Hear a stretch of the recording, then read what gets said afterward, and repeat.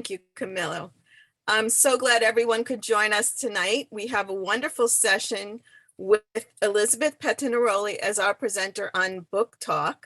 We've been doing this program for about 2 years with a variety of speakers, touching on a wide range of subjects, and it's always been really interesting. So tonight, Elizabeth will talk to us about the origins of Cartonera Publishing and its expansion into Europe and the United States. It began in South America.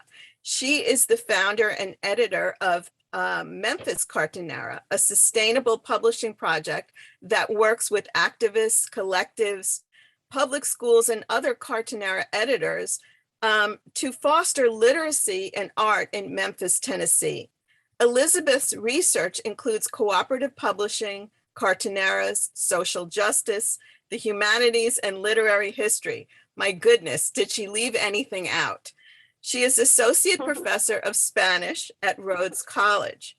This lecture is the kickoff of a project of one of our former artists in residence, Asaka Ozawa, who is working on a Cartonera project in Chinatown as part of the City Arts Corp grant program. And the remainder of that project will take place later in the year.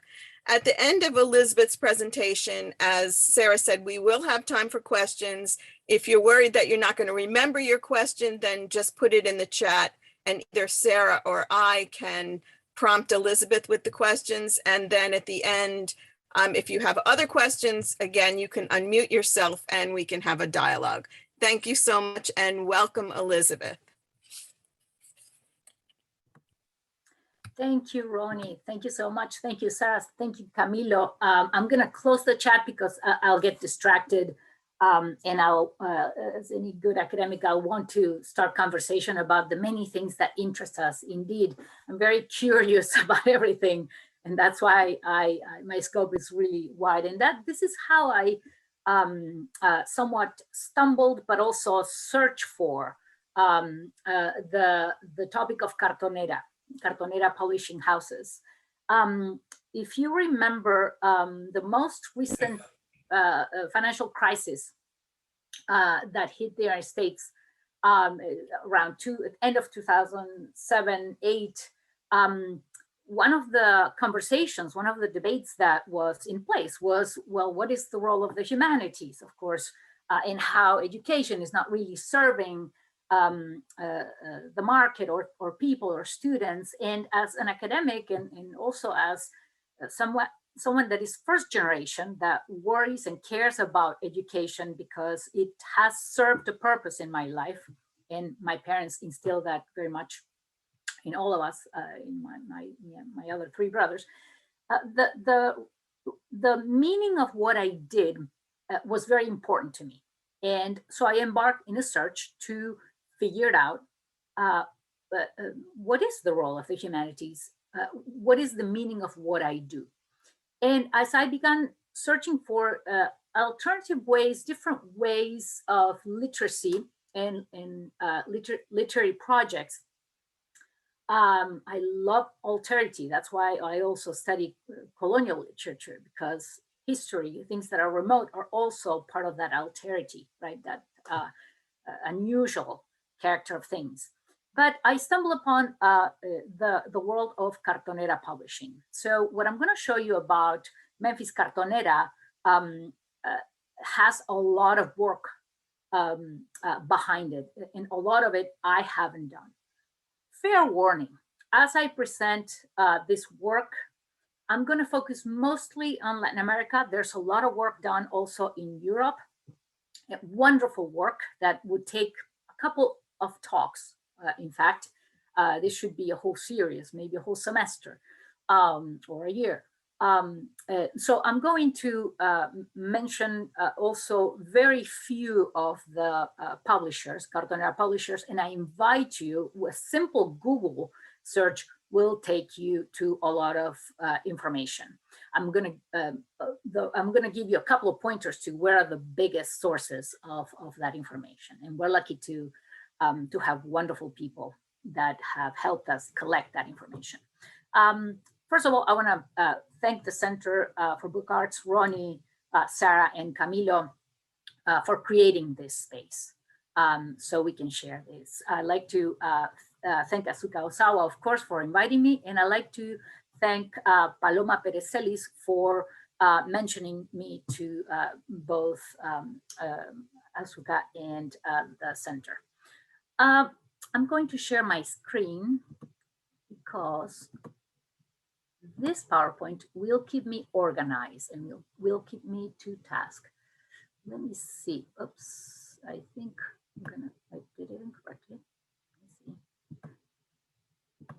1 second. There we go. Somebody can give me a thumbs up or down. Am I doing this correctly? Don't chat.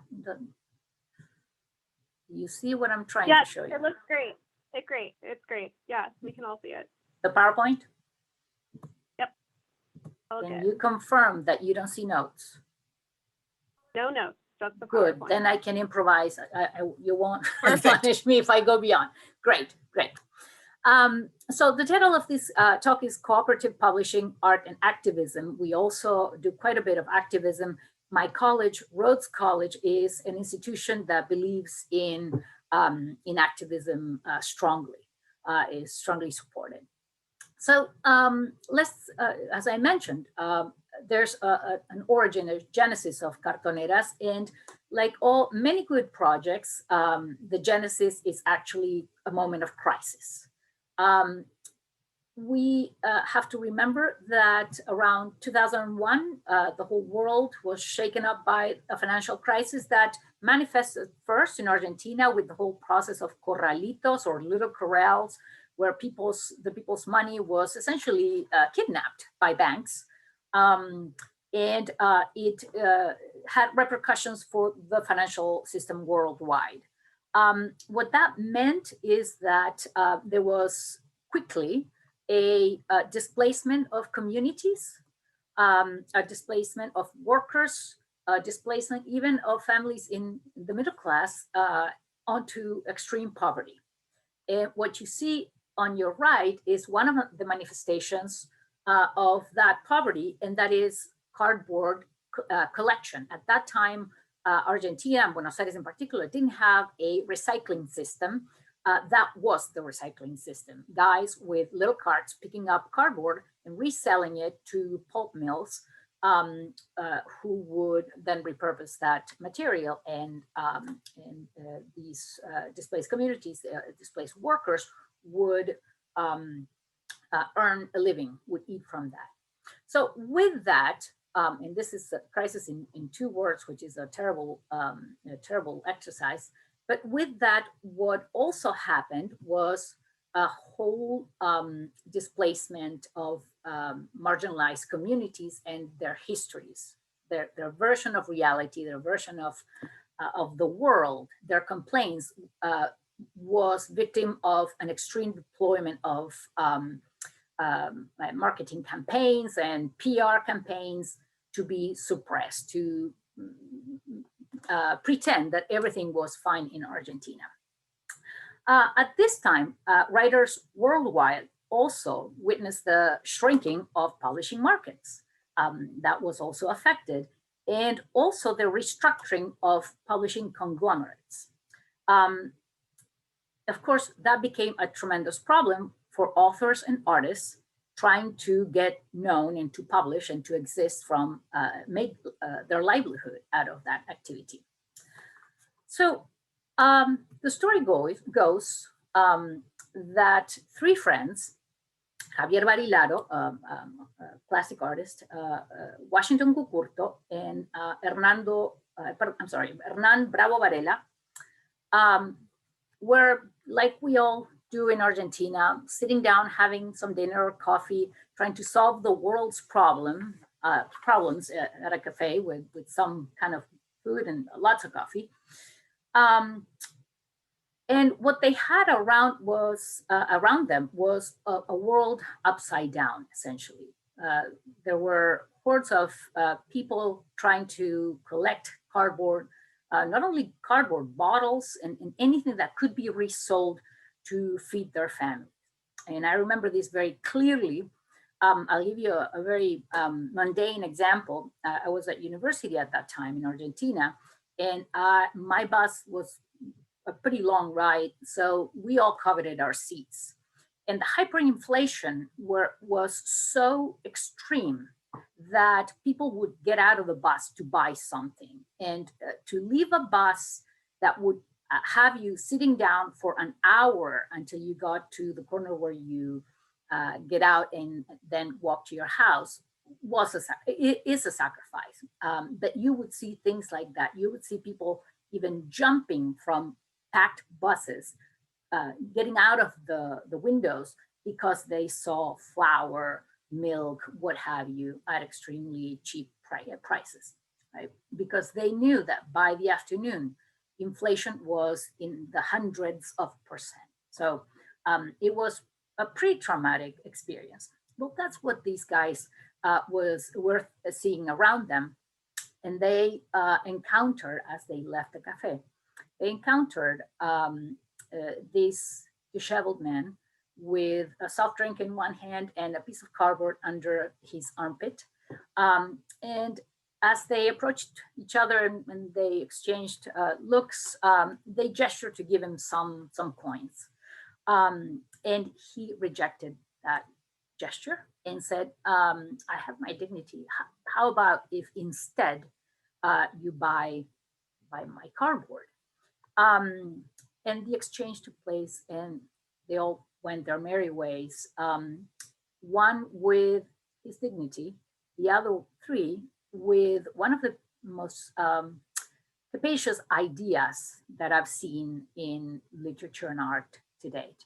And that is the reconsideration of what publishing can be. So Eloisa Cartonera was born in 2003 out of this idea. Washington Curto picks up the cardboard a couple of blocks after this encounter and says, Eureka, we're gonna make books with this cardboard. We're gonna buy the cardboard from the cartoneros, these displaced workers. We're gonna pay them a better price, a more decent price. We're also gonna include them into bookmaking, and we're gonna work in cooperative ways. We're gonna also, little by little, they progress this idea, and we're gonna also work on the basis of not copyright, that privatization of authorship that begins around the 18th century, even earlier, some critics argue. But we're gonna work based on the idea of copyleft. Copyleft is notion by which the author donates or gives the copyrights to the publisher, and then the cooperative body of publishing also in turn shares the works. So Cartonera publishing, that idea spread like fire all around the world. This is not the most updated map, but it is the most up-to-date. This is a map of the volumes that exist in the collection at the University of Wisconsin Library. So I invite you to go to that library. Paloma Pericelis is actually the person that created this amazing collection. To date, Cartonera publishers exceed the 300s. So it is certainly a vast new field in art and literature. The collection has about over 2,000 volumes, and I understand that 1,900 have been cataloged. The other meaningful, large collections are the Biblioteca de Santiago, the one in Berlin, and the one in Indiana University also. They have pretty hefty collections. My collection is about 400 to 500. I haven't counted lately. I just keep accumulating, and I need to update my own catalog. We have a modest collection here at Rhodes College.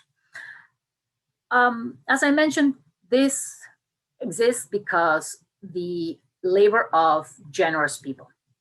Cartonera publishers share the titles, but also it's a labor of dissemination. And the first person that you see, the first picture is Paloma, the person that I just mentioned. Olga is the second. Paloma is now at the New York Public Library, and Olga Sotomayor Sanchez is in Chile. Alfredo Chinchay, I believe he may be in the public also. He has been doing a tremendous work from Peru. Fernando Villarraga Eslava is in Brazil and has created incredible networks of circulation. And he started the exposiciones or exposiciones, the exhibitions of Cartonera books in Europe.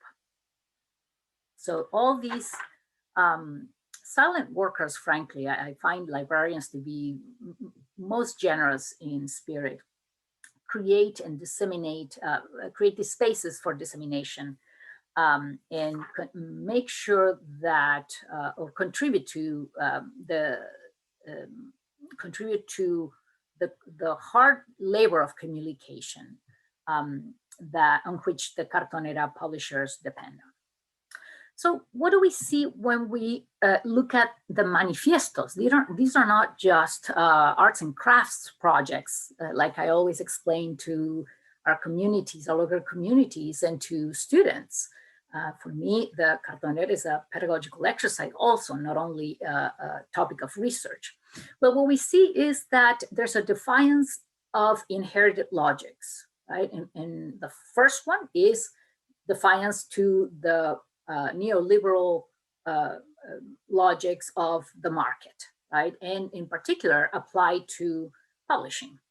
What we see also is that Cartonera publishers propose new values, and different publishers have different manifestos, right? Manifestos, and different publishers choose to work differently. They have different audiences, they have different concentrations, and they also propose new practices, both on the literature and the art side. The point is to make sure that their exercise is inclusive and cooperative. So let's talk about these manifestos and the new logics and practices. One of the things that we see absolutely is the cooperativism. That's an important principle. The adoption of copyleft, as I mentioned before. We see the emergence of a new aesthetics of colorinche, and I use the expression of the original Cartonera, Eloisa Cartonera, where we see this loud, what some people would consider loud. I don't happen, look at my shirt, right? And I don't happen to consider that too loud. We see a reconsideration of materials and a reconsideration of environments. And I'll go one by one. Materials in the sense that what was considered trash before, or a simple element of recycling, right? Is actually something that is reincorporated into a system of value, or a system that values it, the material itself. And I mentioned the new creation of environments. There's new spaces for expression for communities that otherwise could not find any other way to disseminate their ideas. So we also have to consider, and New Environments, Marcy Schwartz writes about that, so please Google her work, it's a wonderful work. And we need to consider also that manifestos present a new poetics of resistance, as Canosa, also you can Google him, has proposed. And when we think about the new poetics of resistance, consider that then the notion of literature is expanded. Literature and art is a notion more capacious, right? It's a notion where people that didn't think they could write before, or at least they could write but didn't know how, or they thought that their writing would not be anything valuable, have now a space to exercise that right. We all have that right. And with publishing conglomerates, not everybody has a right to publish. and to disseminate their ideas. So one thing that we see in the spirit of Cartonera publishing that I like to highlight is the notion of purpose. We have seen handmade books before. There's plenty of traditions of books made with cardboard covers, right? So there's nothing new to many of the experts and artists that you probably can teach me about the many traditions of handmade books, and it's marvelous. But we see a specific purpose that I think emerges from this quote that I rescue from Washington Cucurto. He contemplates the idea that this whole situation, as we know it, the modern world with all its labels and nomenclatures, capitalism, neoliberalism, socialism, all the isms, he wonders, what have they given us? Misery, poverty. What do we give in return? Books.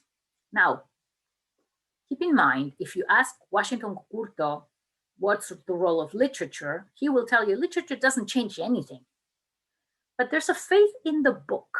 The book in Cartonera publishing is an artifact of intervention. It does have a power, and the power that it holds is the power of agency.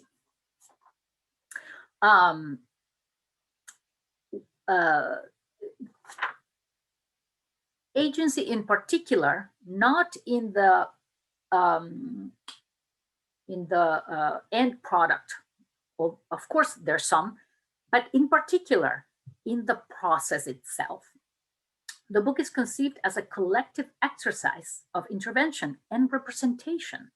Representation is important because of the complex machineries for silencing that the powerful uses to suppress marginalized voices. And also because of the invisibility of certain types of violence. And I want to share a little bit of my research. I like to call on the notion of slow violence. It's a notion that was coined by Rob Nixon in 2011 in his book, Slow Violence. And he calls attention to a specific type of violence. Violence that is neither spectacular nor instantaneous, but rather incremental. It's calamitous, it has tremendous repercussions, and is postponed, sometimes in decades and centuries. And it focuses around an event and is bounded by time, and it's aimed at specific communities or bodies. He focuses on extractivism. There's something about Cartonera publishers and their combating of these extractivisms of the publishing conglomerates. And also there's a connection between Cartonera publishing and its mission of repurposing and recycling and the ecology. And that's a whole different talk that I'd love to give in a future time. So, and it's worthwhile exploring that, but I'll plant that idea for a second. Nixon shows us that we need to broaden the notion of violence from its instantaneous and immediately visible guises to incremental ones that expand in time and space, that transcend our humanly imaginable timeframes and broaden clearly demarcated geographical areas into regions. That's why I talk about the global South, and that's why the experience of Eloisa Cartonera and all the Cartonera publishers resounded as very relevant to where I work and I live now, Memphis, which is one of the poorest city, it is the poorest school district in the United States. One of the few, not that we want to win that battle or that race, but it is quite a poor place, extreme wealth inequity.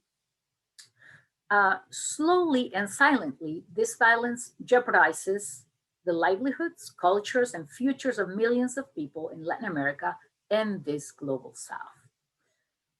Here, Nixon warns us, the major challenge is representational. How can we convey this form of violence beyond a spectacular, that is not spectacular, that is hard to perceive, but that it definitely exists? And this is exactly the kind of work that Cartonera publishers do. They create spaces for representation. They create spaces to manifest a reaction to oppression, extractivisms, etc., etc.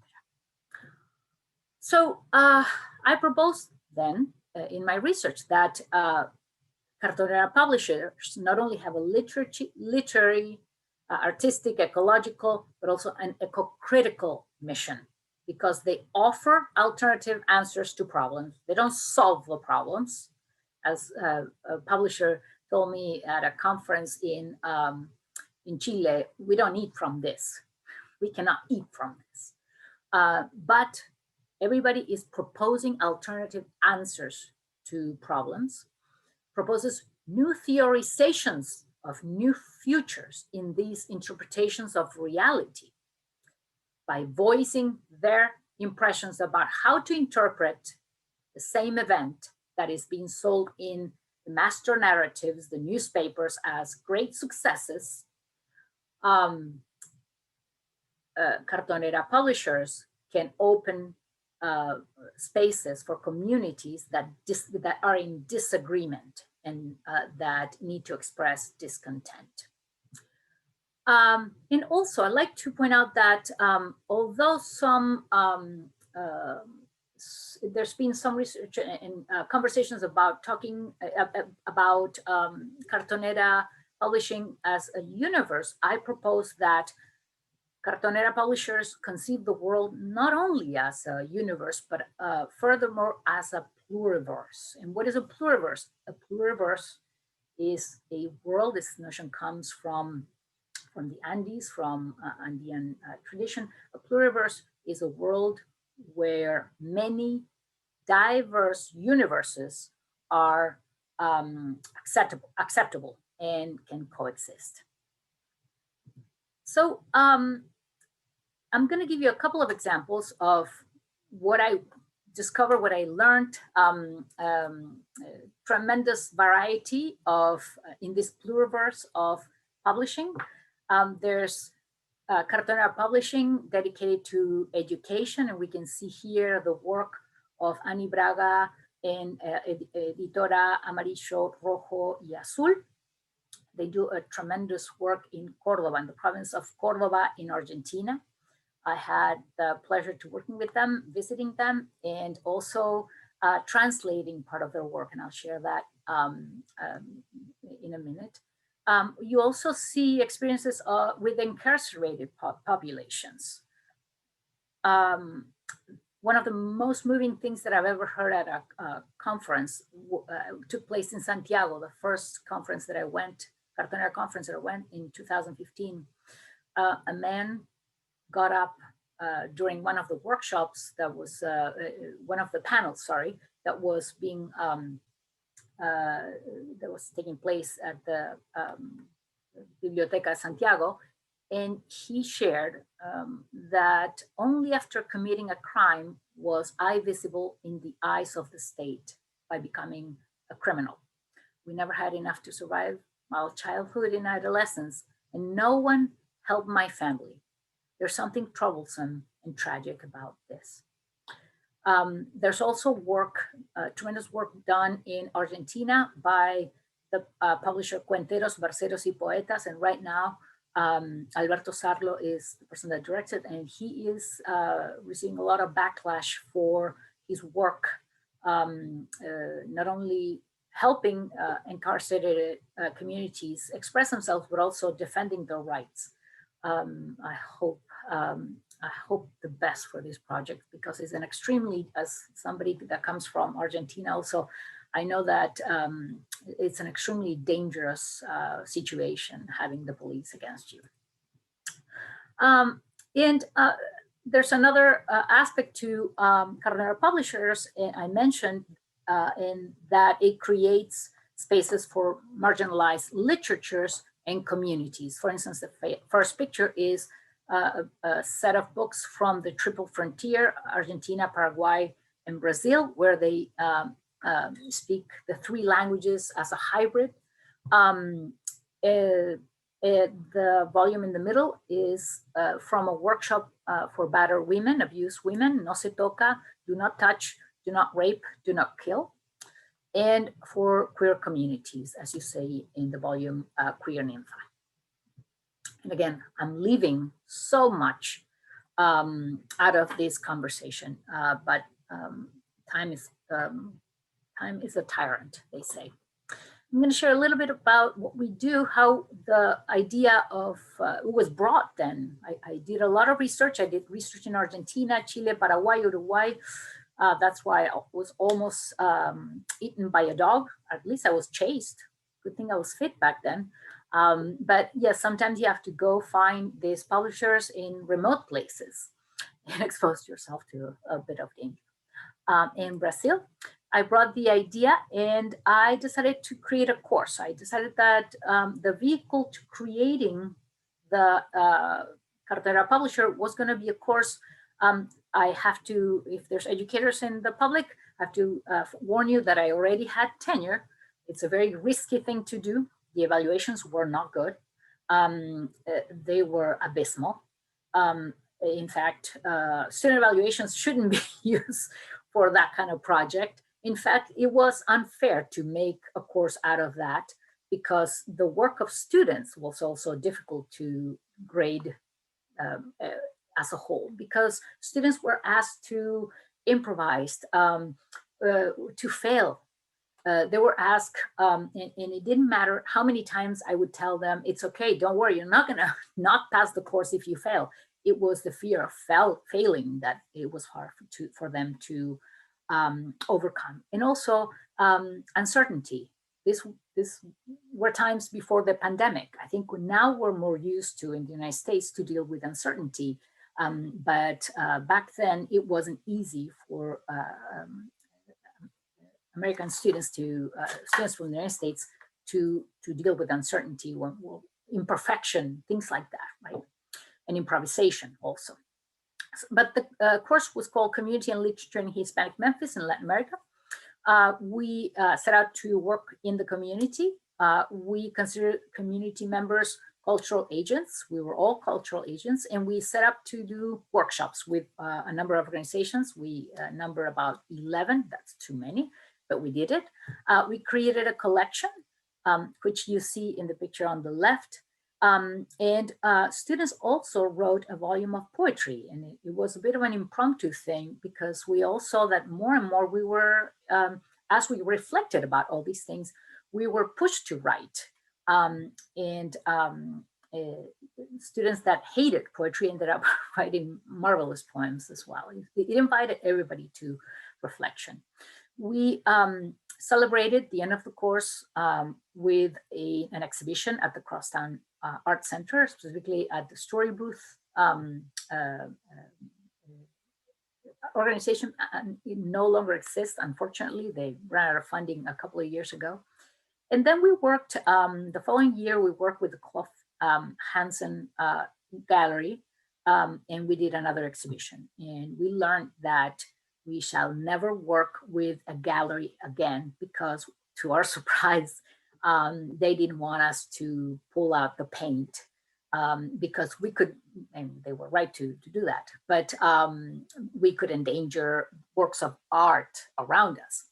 So we continuously explore new venues and new projects, and we test the limits and we experiment, we take risks, and we learn. We learn also that we don't like that, and we'll never do that again. So it's refreshing for students to have that agency. when they continue working.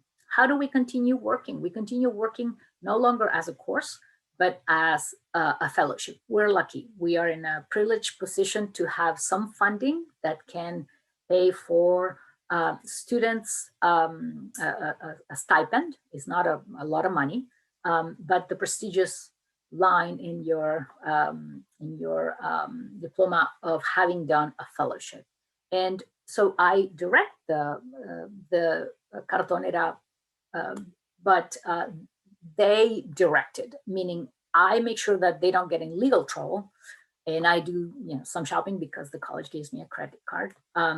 But they decide everything. They decide what projects we do every semester and who gets to be a fellow. We just finished the latest elections and the selection of the new fellows, and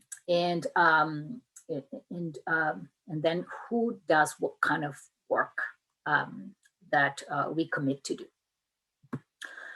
So this is a picture of the celebration exhibition. The first one, these are the foundational Memphis Cartonera fellows and some of our community members. We're very bad at taking pictures. This was the end of the evening, but there were about 350 people the first day and about 200 second and 100 the third day visiting. It was really a wonderful experience. In these very tiny letters, you'll see that we have then fellowships. We promote of different varieties. Students in different semesters chose to work with the transportation, local transportation organization to try to create little libraries at bus stations. Well, initially they wanted to put portable libraries in the back of seats, but they learned quite a bit about how that could serve to transport or disseminate drugs. So, they saw the realities of the system and things that the city has to think about. We worked with local libraries, sharing our knowledge and our collection and giving workshops. We participated in festivals. We work with nonprofits for battered women, for a number of organizations, and I'm going to show you a couple of them. We also continued with our academic engagement, working with different organizations to share the potential of this idea of Cartonera publishing adapted to different contexts. So one of the experiences that I want to mention in the original course was working with doing a workshop with the nonprofit Danzasteka. And this collaboration was incredible because it taught us a different way in which different communities work. It was one of the most scary experiences in my life, probably harder than, a little more nerve-wracking than my dissertation defense, because we learned, when we proposed the idea, we learned that the idea had to be approved by the whole community. And when we got there, and I went there with the student that was going to run that workshop, when we got there, we see a big circle, and one by one, people had to express their impressions about the project as we presented it. So we present the project, and as we go down, we see these itty bitty kids, and I have to say that that was the scariest part, because I think this is going to be the hardest thing. What if this itty bitty kid doesn't really want to do it? One vote would just kick us out. And luckily, the kids also liked the idea, but it was very enlightening to us, because this particular collaboration not only inverted the direction of knowledge, because very quickly the moms would have to be art teachers, because we didn't really know how to sew properly certain types of binding, or they could do it really quickly and much better. So it was beautiful for us to learn about techniques. Of course, that was what I wanted to do. I wanted to show how much the Latinx community in Memphis is also a community of knowledge, how much saberes, right, we have in our own community. So that on one hand, but also it helped the community identify their own needs. So during one of the sessions, one of the elders came to me and said, we have a problem. We're telling the kids to decorate the covers. We created a bilingual collection, Spanish, Nahua, a bilingual collection of poetry that we collected from different books, and that as a community, we all selected, read together and selected and included. And they brought the kids to paint the covers, and they would tell them, okay, pinta un icono Nahua, pinta a Nahua icon. And they realized that they had never taught the kids how to do that. So that generated a second exercise, a second volume in which our students, and with a big heart and really quickly, they put together, they did Google research and quickly created a basic glossary of numbers, months, and basic words. And in two subsequent meetings, the kids, they work with the kids, and the kids were able to contribute and to paint their own covers. So that serves as an example that of the possibilities of these workshops, and also the ricochet effect that the celebration of knowledge and expression can have. Can't wait to do another workshop with them. The other collaboration I wanted to mention to you is Casa Teatro bilingual theater group. It was a collaboration. All these families arrived in Memphis. Many of these families arrived in Memphis because of St. Jude. And several of them were interested in theater in a way, as a way of working through trauma. And they were very interested in telling their history, their stories. But also they were very interested in working at the college, inside the college themselves, because these families wanted to show their kids what a college was like, and also to help their kids become familiar with those spaces. And I thought that it was extremely important.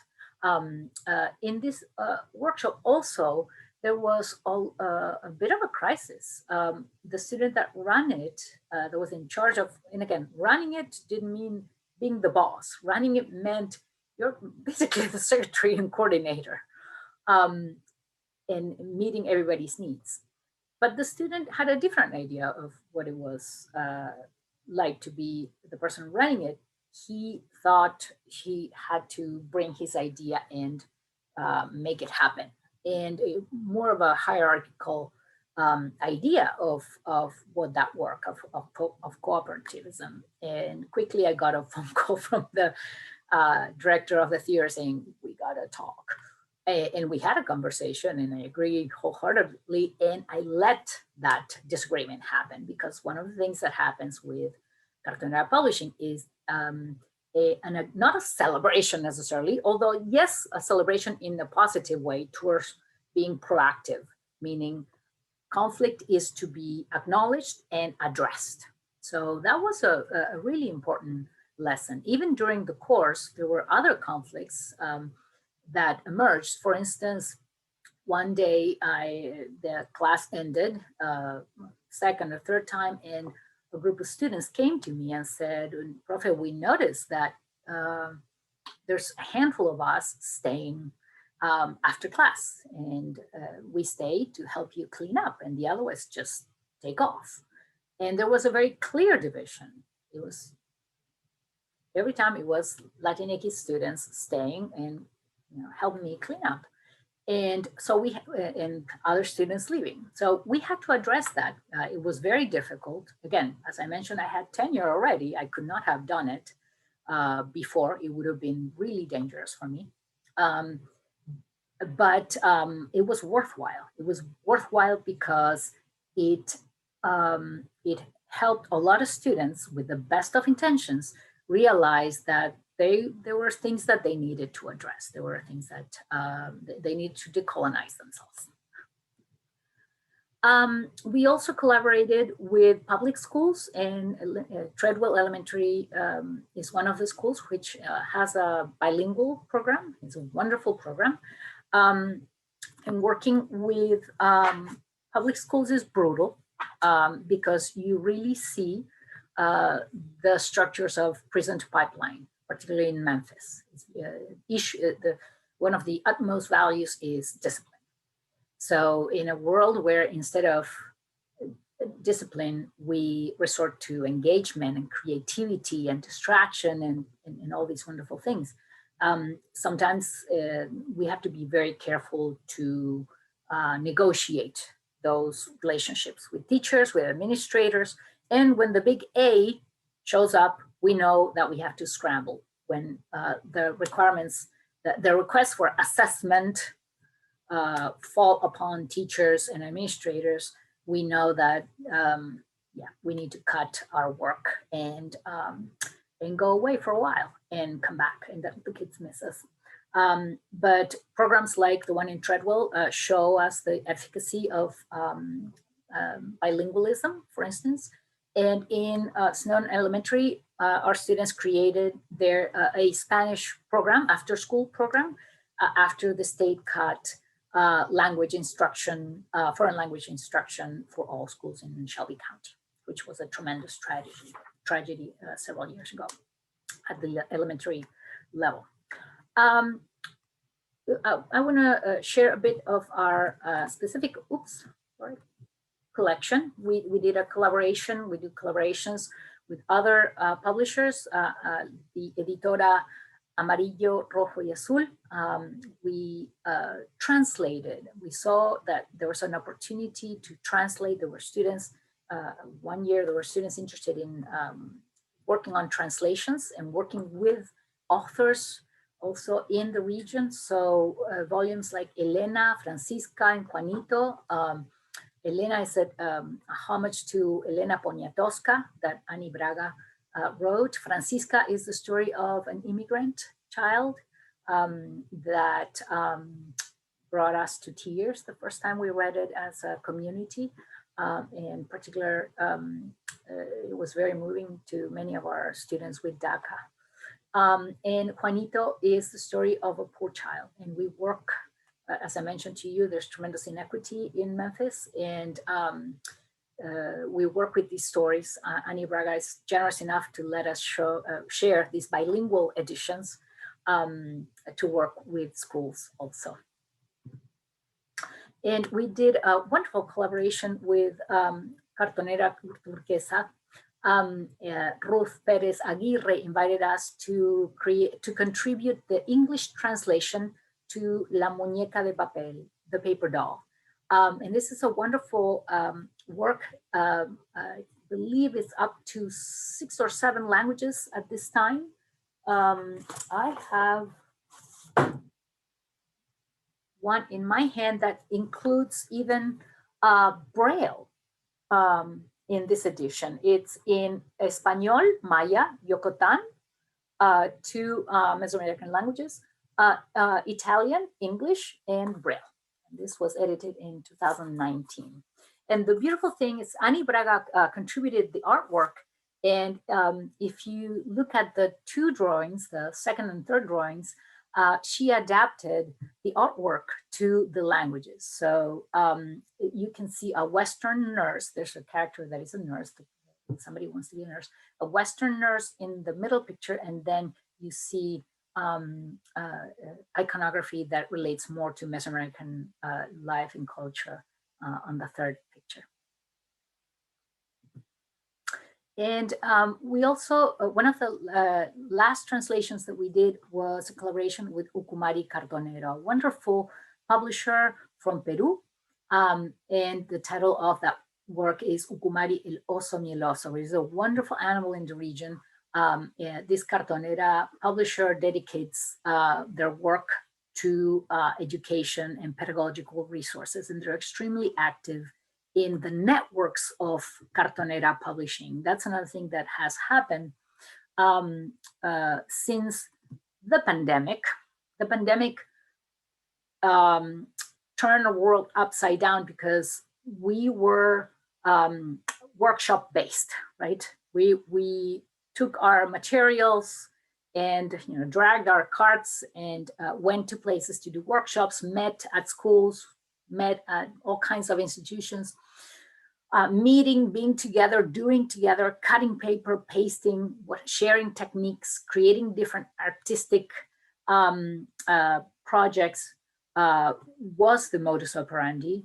However, quickly, everything was turned to virtual, and it created a much larger and even better connected network of Cartonera publishing forums. In a sense, we all began sharing what we were doing. So during the pandemic, and this was the last cohort, the cohort from last year, we created the COVID Chronicles. That was one of the volumes. Number one, we shared confusion. We shared fear.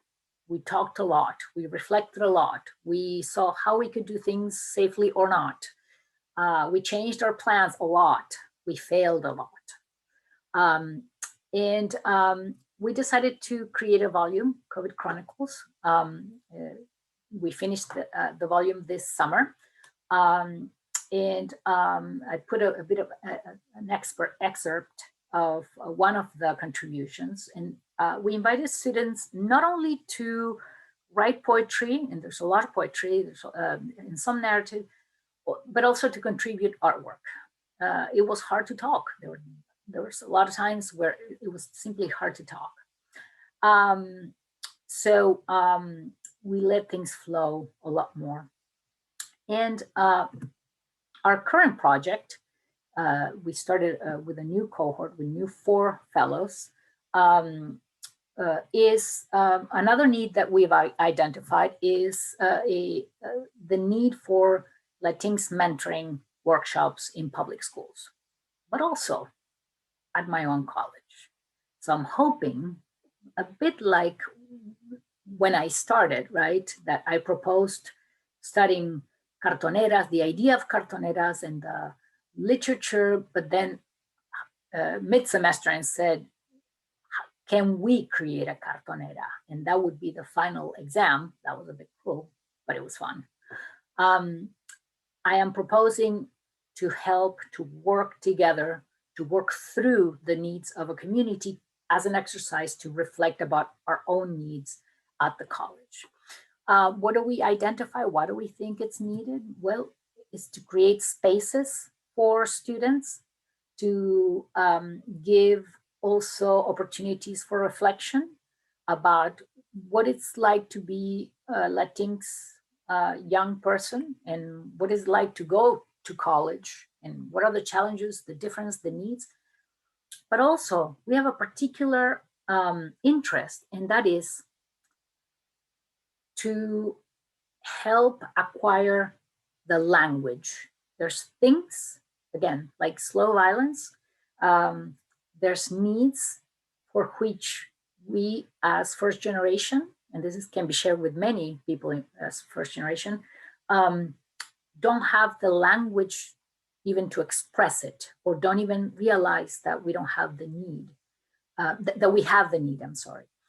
So we wanna cut the trauma, or at least to address the trauma of being first generation Latinx in this country, which is quite difficult because many people, not everybody, but many people are undocumented.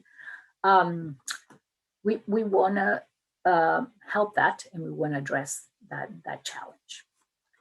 So cartoneras have a world of possibility and a world of opportunity. And I invite you to learn more about these ideas and spin them in your own way. It has really opened worlds for my students. It has opened worlds for the organizations we work with. Casa Teatro now is funded by a lot of sponsors locally after the exposure that they got, and they run the not only many productions every year, but they run the Dia de los Muertos parade, which is a humongous event. It just took place this weekend. It's a humongous event in Memphis. The city depends on that celebration and celebrates it too. Celebrates the event itself. And it's an idea that doesn't stop running and morphing and creating a whole lot of good out of a lot of things that we don't usually value, but that are important. Things like old cardboard or conflict or disagreement, but that it is very important to attend to. So I invite you to join us and welcome to the Pluriverso Cartonero. Thank you so much. Thank you so much, Elizabeth. There are a few questions. One, whoops, I just lost it. Here we go.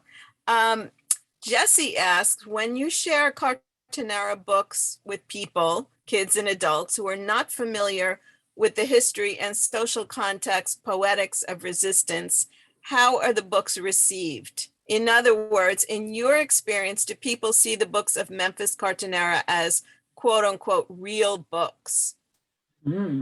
That's very interesting.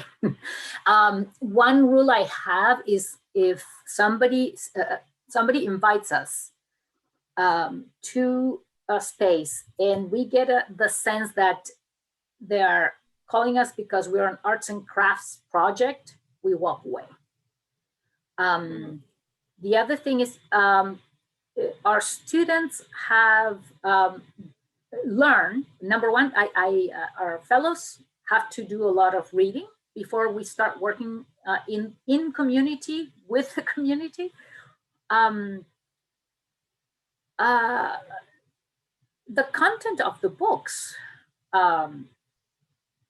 invite to reflection about struggle, about things that are very familiar to the community in Memphis. Again, we're lucky, right? We're lucky because we don't have to sell our books, right? I mean, there's printers at the college, and there's many departments that contribute extra copies, and so it doesn't hurt anybody's budgets. But they don't need to do the theoretical. People don't need to do the theoretical big readings to talk about oppression, to talk about need, to talk about shared experiences. So they go for the book. Absolutely, there's a lot of attractive callers. We try to. Cartonera books are very special. They invite you to do different things, right? To think about different modalities, textures, for instance. Thinking about these from the Triple Frontera. They think about new ways of reading. I'm talking about this collection of poems from Uruguay. And I have it because that dog never caught me. But there's also, for instance, each book is a story. This is the story of Animales. This is a book of Animales. And La Maestra Cartonera is another wonderful teaching cartonera in Colombia. I wish Camilo had told me about coming from Cali. We can have a whole other workshop about them. But this is a book that was created in a classroom with students that are displaced from the violence of the jungles in Colombia. So these are traumatized children that sometimes begin only by drawing. The teacher collected their drawings little by little, invited them to write the name of the animal, and then asked them to share knowledge about the animal itself, and collected these tiny pieces of paper, right? And then the conference came and she said, well, we're going to present something, and we're going to take this book of Animales. And all the kids were on board, not only painting the covers, and that's was interesting because everybody wanted to participate, and that's why these books have two covers, because there were not enough. So if everybody wanted to participate, they needed to paint on both sides. But also inviting kids to have higher level thinking. For instance, how do we organize a book? So this is the brilliancy of these kinds of projects, of the work that Carol herself is doing in Peru, of the work that Ani Braga does in Córdoba, Argentina. So,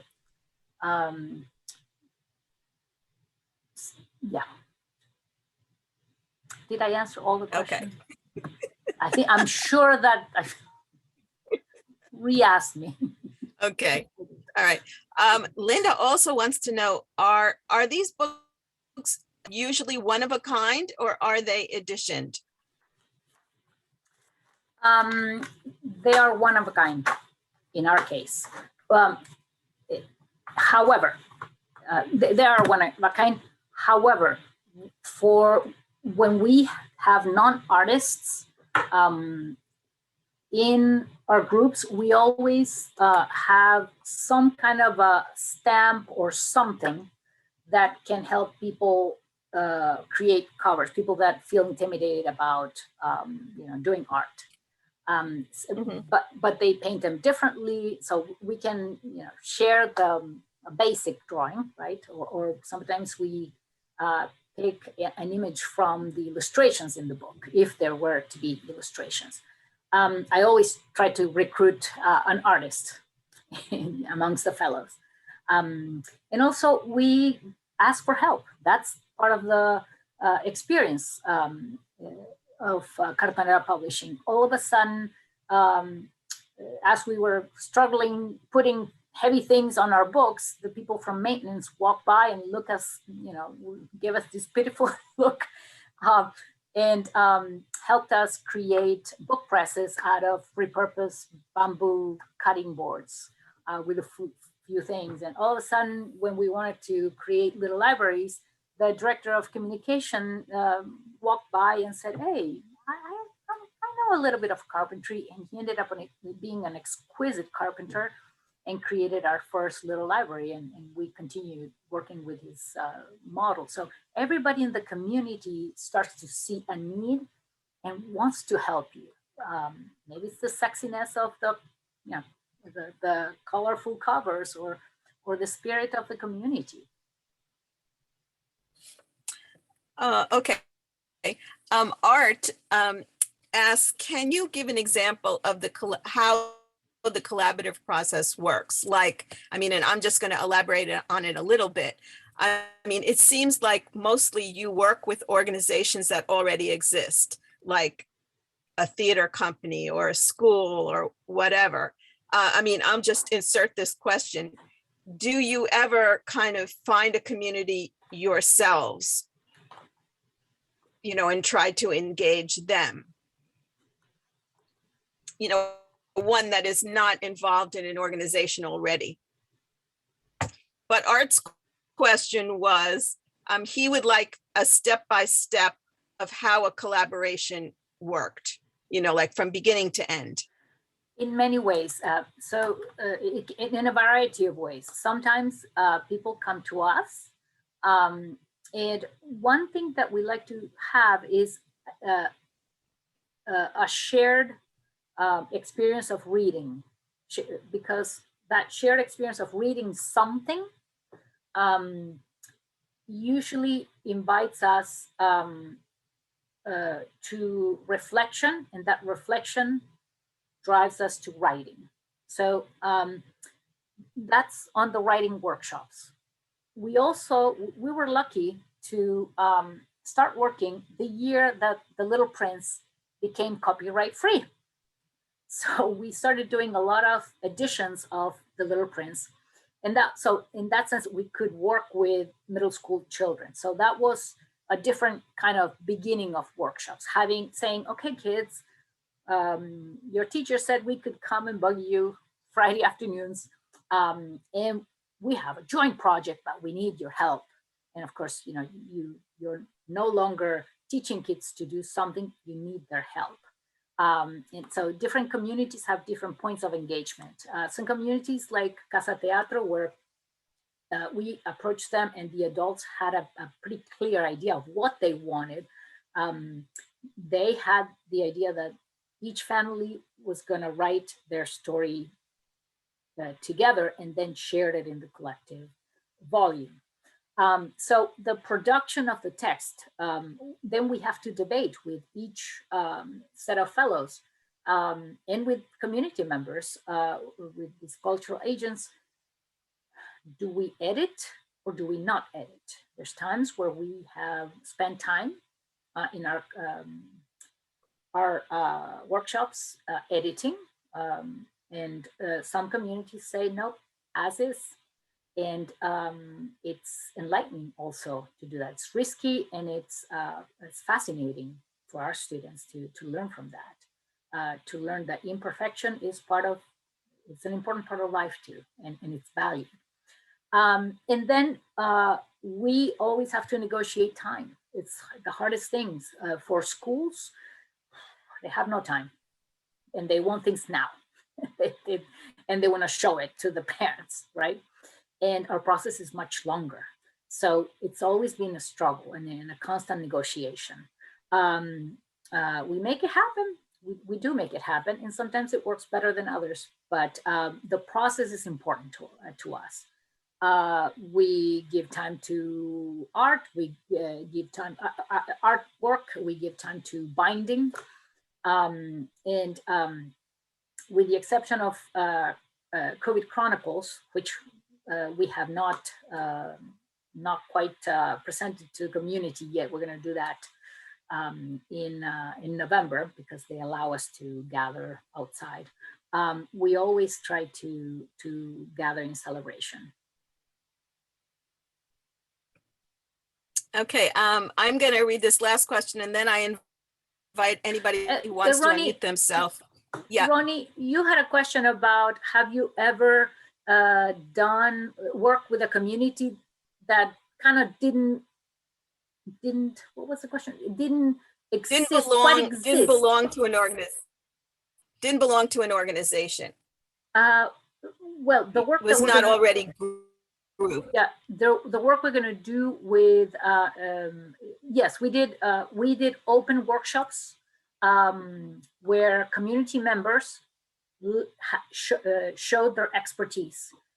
We had comics workshops, for instance, and there was a wonderful artist in the community. To our students, little did you know that the guy just walking down the street has an array of gifts. So he was teaching everybody how to do comics. And began publishing quite a bit and even contributing afterwards to the local bilingual paper. And anybody could come. Okay. Let's see. Alfredo said, in recent years, the bibliography on Cartonera's publishers has increased, but what aspect of them do you think has not been studied much? I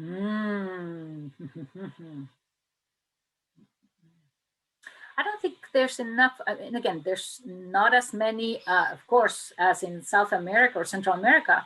Mexico, there's more cartoneras in the US. There's work to be done there.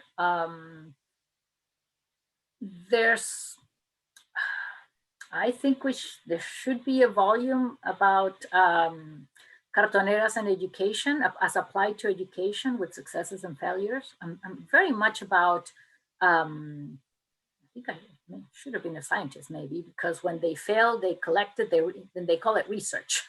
So it's fascinating. I think there's a lot to be learned about failures in cartonera publishing, because it tells a lot about resistance from the perspective of failure, right? There's work done, this amazing work done about different generations of cartoneras also, There's a dissertation published by Diego Mora, fabulous dissertation. And I don't believe, somebody correct me, perhaps Alfredo can tell me if it's become a book yet. I hope so. There's not a ton of research, and again, I mean a sizable,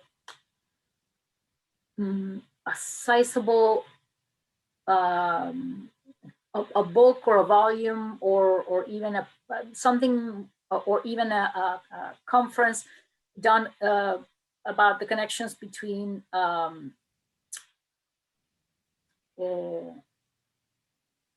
ecosystems, not ecology, not recycling, but the larger or the other projects to which Cartonera publishers connect to.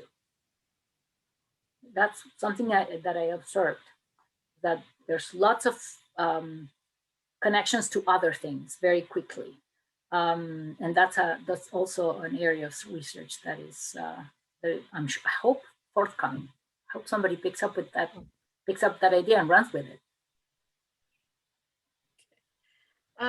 Juliet says, I am part of organizing Asika's project in Chinatown, and we're planning a workshop where we want people who speak a variety of languages to share their stories and perspectives and discuss with one another before bookbinding. How have you approached language barriers in Cartonera in the past? And do you have any advice for us in doing so? Number one, I have tremendous respect for interpreters and translators. We work in translation and as a way of facilitating. I think interpreters and translators are not paid enough, are not defended enough. The medical profession, for instance, is the worst. Sorry, but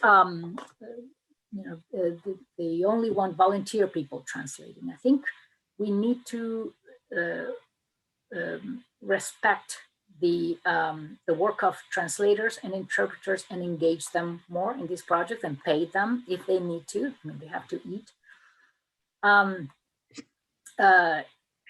But also, it is easy to find. Again, I say easy. It's work, but it's not impossible, I should say, to find find a bilingual edition of even poems, right? And even the right poem or set of poems can help start those conversations. That's what we're doing this particular week.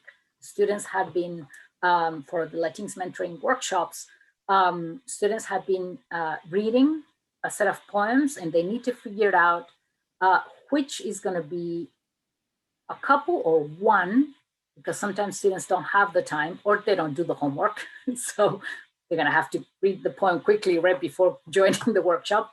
But something that can help us have these conversations or start these conversations. And I never try to direct the conversation in any way. Sometimes we start a project thinking that we're going to do this and we end up doing something else. But I try to point to the process and to the possibilities of learning behind any discussion. So before bookbinding, just bilingual editions, that's what I would try to do. And definitely,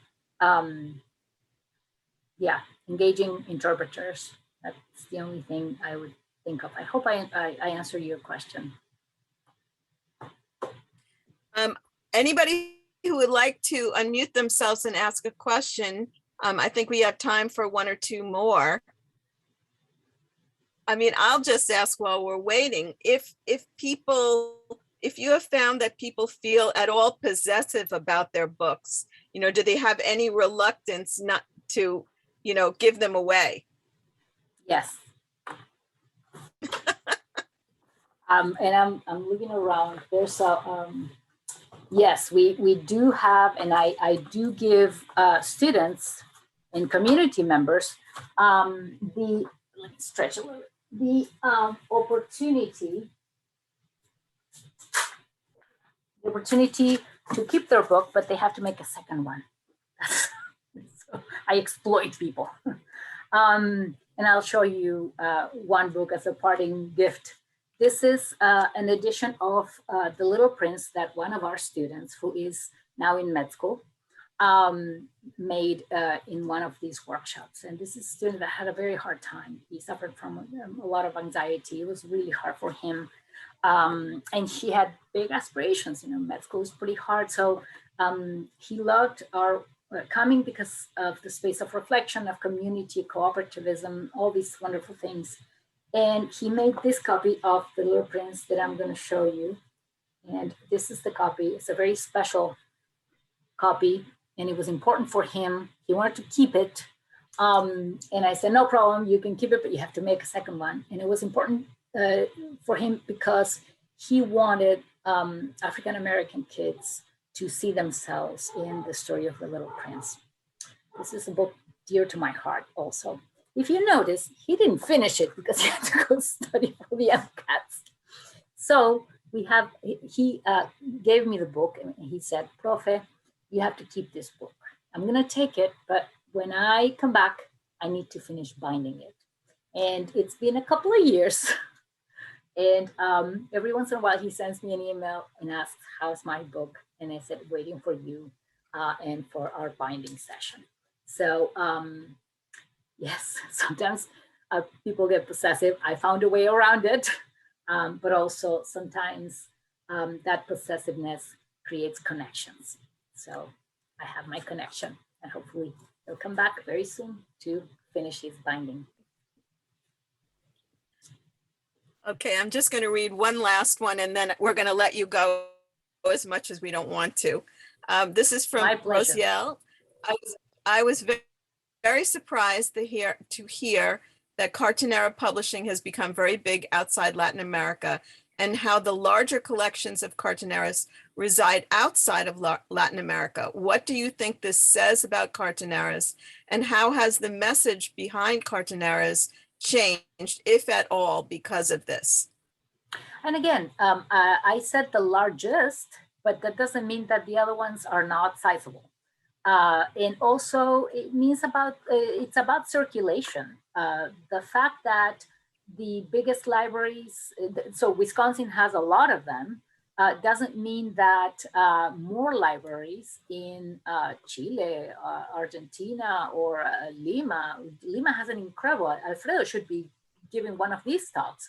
They're doing incredible work in Lima constantly. I invite you to check the Cartonera pages, many of them, but there's one in particular that shares all the work of cartoneras around the world in Facebook. And there's constant activities and workshops all over the region. So again, the size of one specific collection doesn't necessarily mean importance in circulation, right? In fact, I had to fight with my library because initially we were talking about the collection, what I would do with all the books that I brought from my research. And their idea was to put it in the special collection. And that meant that it went to the vault.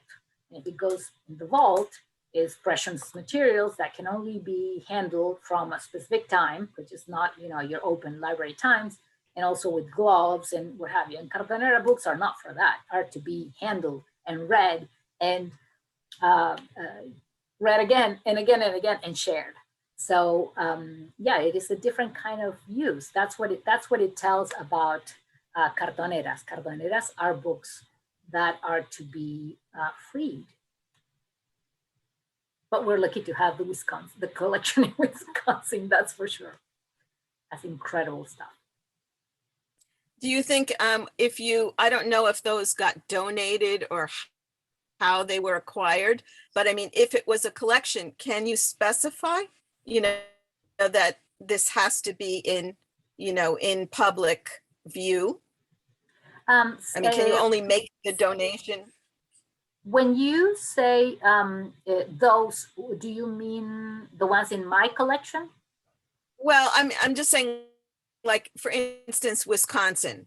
I don't know where they got their collection. I don't know if it was a single source or they amassed that collection. But let's say Paloma, someone wanted. so librarians, Paloma travels widely, and she attends, has attended while at Wisconsin, attended. Paloma, I don't know about buying them or not. I buy them, and some Cartonera publishers make the point of, there's a price for locals and there's a price for people that can pay a little more, and I'm happy to pay it. It's not, again, I pay with generous funding from my college. Paloma can answer the question about how they amass them. I believe they also have a lot of funding. I mean, I was just asking, can you say to the library, I will only sell this to you if you make it public? Well, if you I was not selling put it in the vault. I was not selling it. Okay. It was more of my collection, but where do we house it? Of course, Okay. they would keep it. Okay.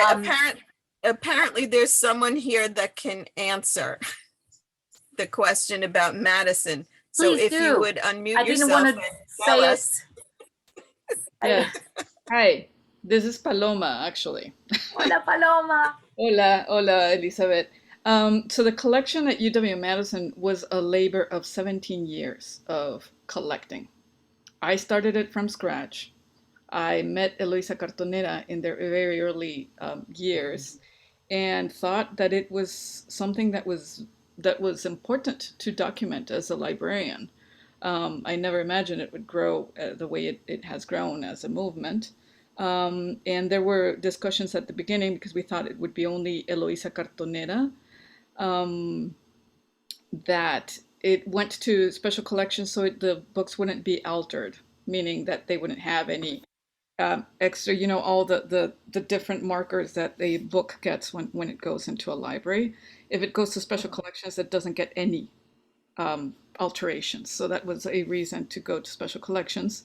If I had known that over 2,000 books would become the collection over time, I would have changed that. But once you make a decision, you can't. So there are two collections. There's a circulating collection that's used for classes, and there's the what is more of an archive that's over 2,000 books from over 50 different countries, from the Americas, Europe, and Africa, actually, in that collection. It was a labor of connecting. I didn't follow the normal ways of acquisition for those books, so I would only acquire books of cartoneras when I had established a connection. Called them, emailed them, made sure that they knew who we were, what were we doing, what the project was about. And then I would ask for how could we acquire them. Would we be able to do it through a book vendor, or would it be directly with them? Many times when I was traveling, I met them in person and bought them directly from them for the library. It depended on what they said. So if they agreed with a vendor, I would explain to the vendor that this was a project that because cartoneras are contesting the way books are produced and sold and consumed, that they would have to in solidarity with the project, they would have to let go of the usual added costs that they have because they're vendors and they have to make a living too. And those that agreed, then that would be a way that we would acquire certain books. But a vast majority of them was through the labor of many people at UW-Madison that would travel and would volunteer to bring those books too. So it's a combination of many ways. And it was of course, making a collection, building a collection that way for every single book we get is impossible. But it was the way I did it for the Cartonera collection at UW-Madison, because for me it was important to not go against the nature of those books in terms of how they should be acquired. I'm no longer there, so I can't speak on how they do it. I left UW-Madison in 2017. 18, actually. Thank you so much. You're welcome. And it's interesting this that has been very quickly people, really as Paloma mentioned, very quickly people tell you that they're going here and there, and the first thing you think, it's an obsession to some extent. The first thing you think is, if I give you an address, would you go see this incredible project? And we even got books from Cuba, so,